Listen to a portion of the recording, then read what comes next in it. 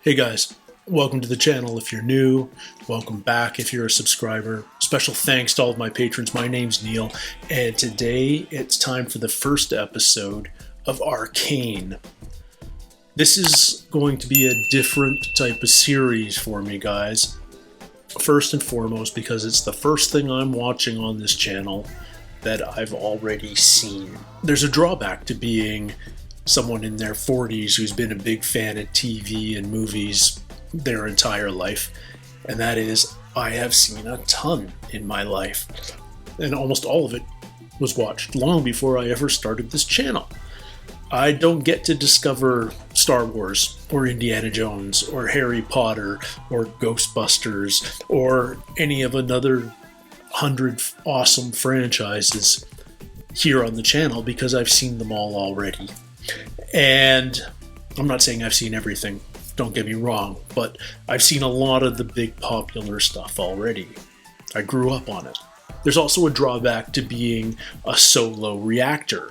You know, if I was in a group like the Normies or Blind Wave, they can do a watch along where some of the guys have already seen it and other people on the team haven't, and they can have a really cool discussion. But I'm an all or nothing situation as a solo reactor.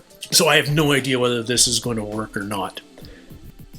Arcane popped up on my Netflix a few months ago, and I saw that it was related to League of Legends. I've never played League of Legends. I know almost nothing about League of Legends other than a couple of clips that I've seen online about esports. I know that teams of 5 with incredibly fast reactions and finger speed compete for millions of dollars playing this game. It looks like a big old battle royale style thing, but I'm not an online gamer. I prefer my games to be played solo. I like big sandbox exploration games. I like Skyrim and Red Dead Redemption and Fallout and Grand Theft Auto and these sorts of games. But I'm not an online player. I'm not a multiplayer gamer. So I didn't think League of Legends was up my alley. I knew nothing about it going in, and I felt like maybe this was specific to fans of the show. I haven't done a ton of animated stuff on the channel, so I didn't feel like it fit there. And I didn't feel like I'd have a lot to offer in the way of commentary because of all of that. So I just watched it. I gave it a go. And man, did I fall in love with it almost immediately. I'll get into the specifics of why as we go into it, but know that this is not a first time watching. These are not my first reactions, so there will be some moments where I won't be startled, where I won't be surprised, where I know what's coming, and instead I'll hopefully be able to offer a different style of commentary. Whether that's successful or not, whether you guys are interested in that or not, I have no idea. But since I watched Arcane, it's weighed on my mind constantly. I fell in love with it. I wanted to watch it again. It's rare that a new show grabs me the way this has. And I felt if I'm going to watch it again, maybe I can make it something for the channel. So this is an experiment. Thank you for joining me on it. Let me know what you think about it in the comments below. I'd love to hear whether you think this is worthwhile or whether you only want to watch me if I'm watching something for the first time. I get that. That's completely valid. So I'd love to hear your thoughts on watching me watch something for the second time. If you do like what I'm doing here on the channel, I'd love to hear your comments. Like I said, don't forget to like and subscribe. And if you're interested, by all means, check out my Patreon. The link's in the description below. That's where you can find full-length reactions. You'll get early access to all of my reactions, and you can vote on future shows that you would like to see me react to. So, with all of that, let's jump into episode 1 of Arcane.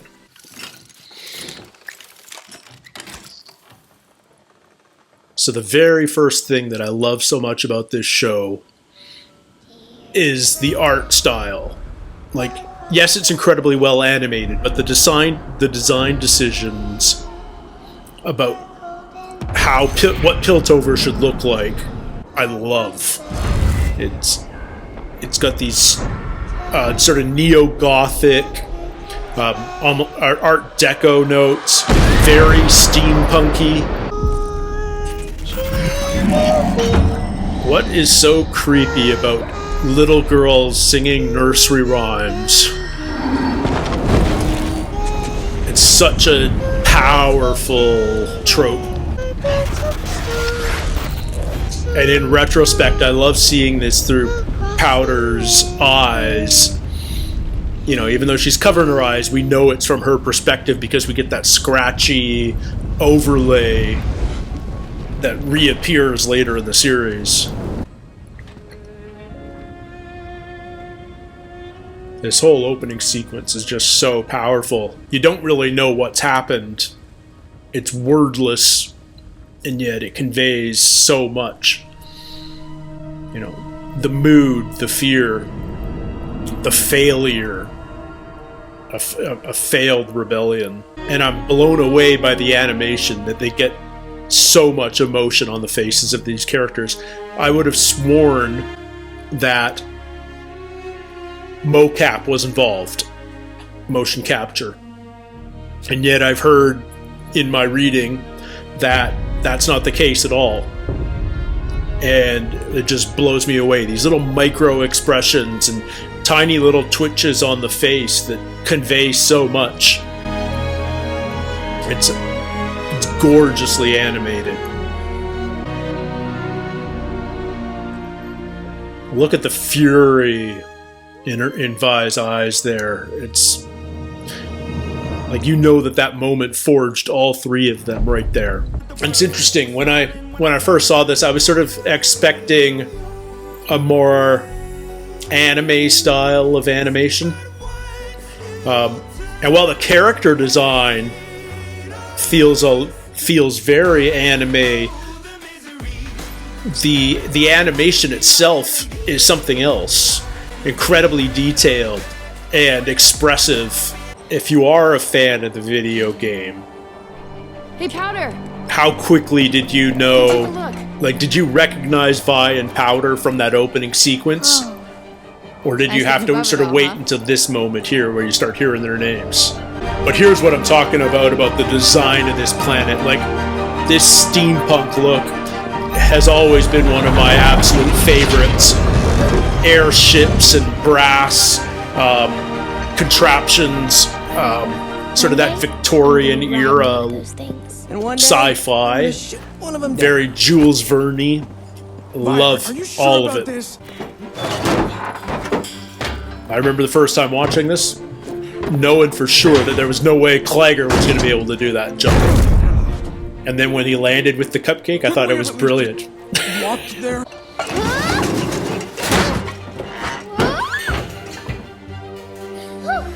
So beautiful. All of it. Big Sister's there to catch her. The entire show, until Big Sister says, "I'm not going to catch you anymore," and that's when Powder takes the fall. I'll try to keep my commentary to episode by episode. Forgive me if I occasionally sort of speak about stuff that's coming. This is exactly the sort of job Vander would have pulled when he was our age. See, I wish this was the game of League of Legends. I wish it was an Assassin's Creed style heist game. I'd be all over that. Seeing as I'm the only one who knows how to pick locks, I suggest... Yeah, the world building that went on in here is gorgeous. Like, all these little contraptions. Not supposed to be here. There's some real thought. They did not skimp at all. Whoa, I think this is a real Valdiani. That's a nose hair trimmer. She's a smart kid. Wait, Vi, how the hell did we find this place? It was a tip from Little Man. Just leave it. Come on. Leave that. That's the thing that looks most valuable. Yeah, if you could base an Assassin's Creed or an Uncharted style game around this world, You've got me for 1,000 hours of gameplay. They're definitely not Russian.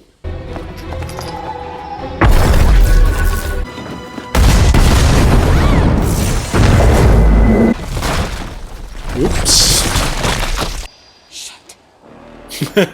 You've got the Enforcer's attention now. Back across the bridge. Even the ships have really cool designs. Man, not again. I just got this shirt.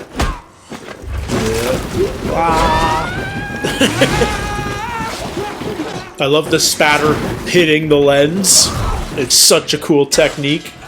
Just to add to the filthiness of the scene. Time we were gonna do this. Well, this time's the last time. Guys, what was that? What the I love hell how we happened right rack there? focus between the characters. Like it, I don't know. I didn't do adds anything. such a Fill a damn library with all the a things really we did. cool sort of Guys, photorealism, We just even though emptied it's a so Piltover clearly penthouse animated. right under the Enforcer's noses. But it makes it feel cinematic. So, if you're done beating yourselves up, let's get this home. The lens flare, the depth of field. These are techniques that animators never used until recently. How about you share a little taste of your treasure there? Just a taste? Just...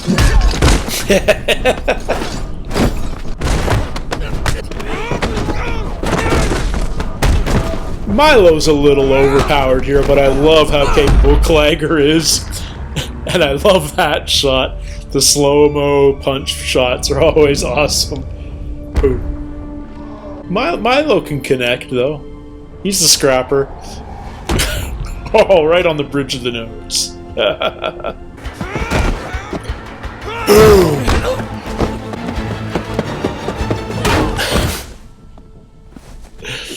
Brain injury right there. Want to see how that ends?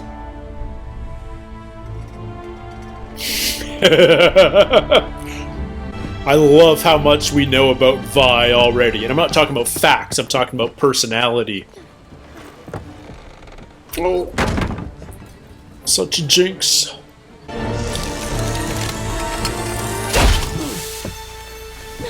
Nope. I always figured back in the first time I watched this that they'd be going back for that. Yeah. More of that Art Deco styling. I love it. Every time. The Tiffany lamps, all the brass paneling. These clean artistic lines, but like totally run down. Like so much is conveyed. And now we get into the lanes. And the music changes and the light changes. I have to feel like there's definitely all sorts of League of Legends nods, Easter eggs.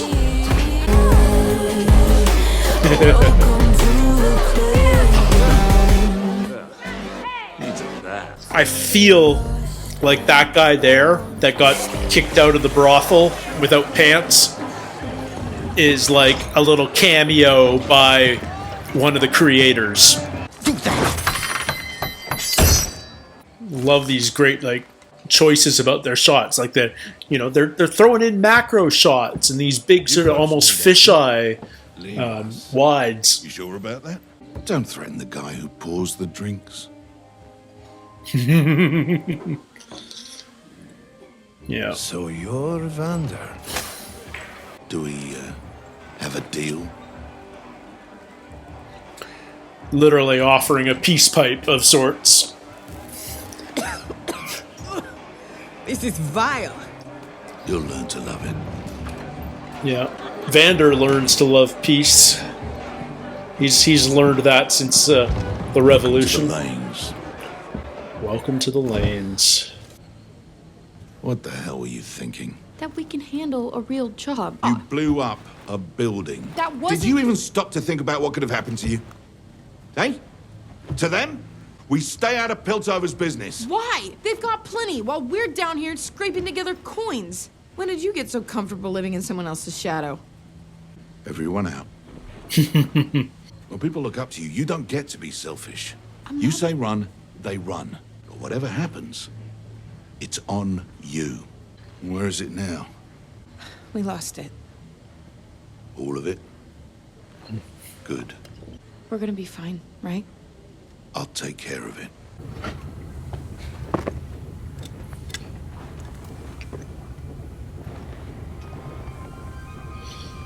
Yeah. Not everything's lost. You see this look on my face? This will always mean it's time to shut up. But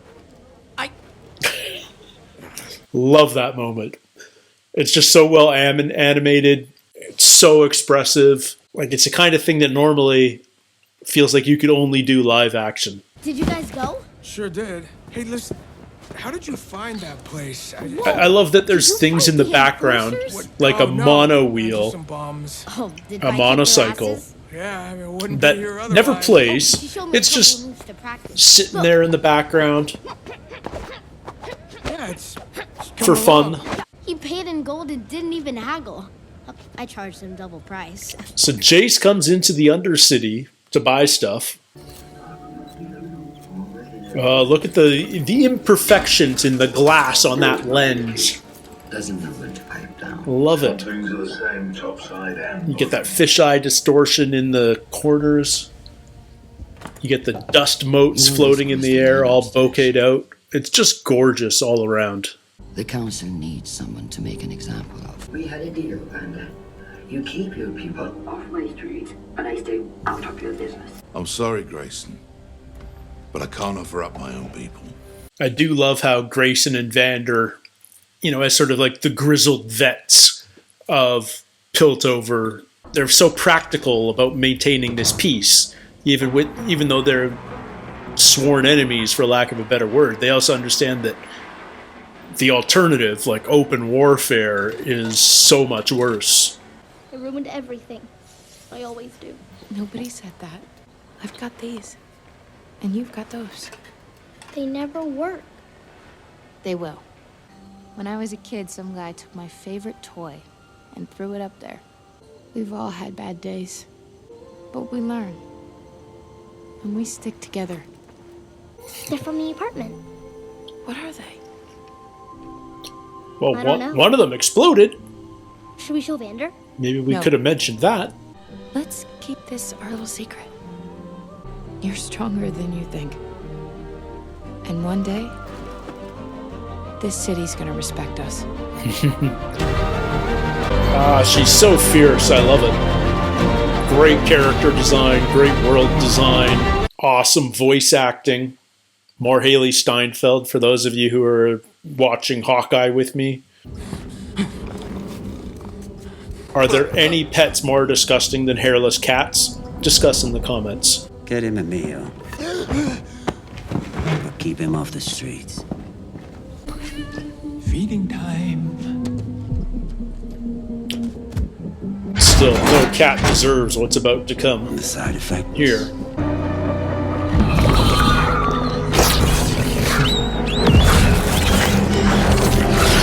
I love this glitchy animation style where you start...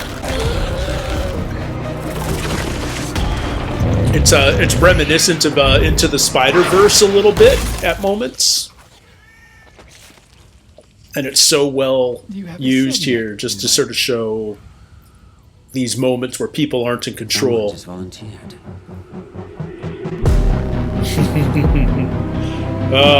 So good. Yeah, I think what grabbed me... So many things grabbed me in that first episode, the first time around. But the first thing that just sort of really spoke to me was the look of the world. There's so much world building put in place here. Everywhere we look, everything we see is so rich in detail, from the architecture to the clothing to the filth in the streets.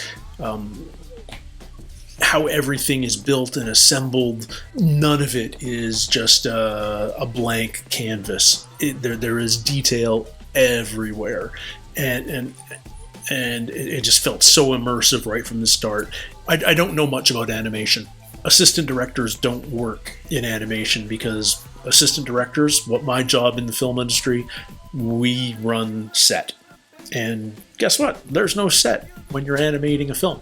So some jobs just don't translate from